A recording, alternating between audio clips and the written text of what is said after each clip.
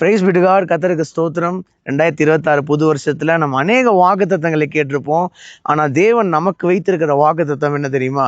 1 யோவான் 2:25 வாசிக்கிறோம், நித்திய ஜீவனை தருவேன் என்பதே தேவன் நமக்கு செய்த வாக்குத்தத்தம். தேவன் நாம் நித்திய ஜீவனை பெற வேண்டும், பரலோகத்தில் பங்குள்ளவர்களாக மாற வேண்டும், அந்த நீதியின் கிரீடத்தை நாமும் தரிப்பிக்க வேண்டும் என்று ஆசைப்படுகிறார். அந்த நித்திய ஜீவனை பெற நாம் என்ன செய்ய வேண்டும்? மத்தேயு 7:14 மலை பிரசங்கத்தில் இயேசு கிறிஸ்து சொல்றாரு, ஜீவனுக்கு போகிற வாசல் இடுக்கமும் வழி நெருக்கமுமாய் இருக்கிறது, அதை கண்டுபிடிக்கிறவர்கள் சிலர்.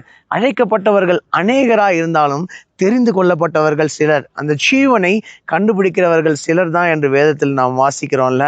அதனால தான் பவுல் சொல்றாரு, விசுவாசத்தின் நிமித்தம் நல்ல போராட்டத்தை போராடு, நித்திய ஜீவனை பற்றிக்கொள், அதற்காகவே நீ அழைக்கப்பட்டிருக்கிறாய் என்று தீமோத்தேயுக்கு அறிவுரை சொல்றதாக நாம் 1 தீமோத்தேயு 6:12 வாசிக்கிறோம்ல.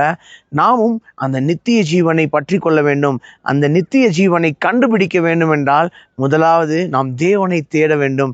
நீதிமொழிகள் 8:17 வாசிக்கிறோம், என்னை சிநேகிக்கிறவர்களை நான் சிநேகிக்கிறேன், அதிகாலையில் தேடுகிறவர்கள் என்னை கண்டடைவார்கள்.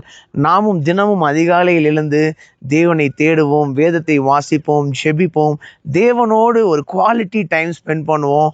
தேவன் நம்மையும் நித்திய ஜீவனுக்கு பங்குள்ளவர்களாக ஒரு நாள் மாற்றுவார். என்னுடைய வாயின் வார்த்தை, என்னுடைய இருதயத்தின் தியானங்கள் கர்த்தருக்கு முன்பாக பிரீதியாக இருக்கட்டும். கர்த்தருக்கு சித்தமான இன்னொரு வீடியோ பதிவில் நாம் சந்திப்போம். God bless you all. Thank you so much.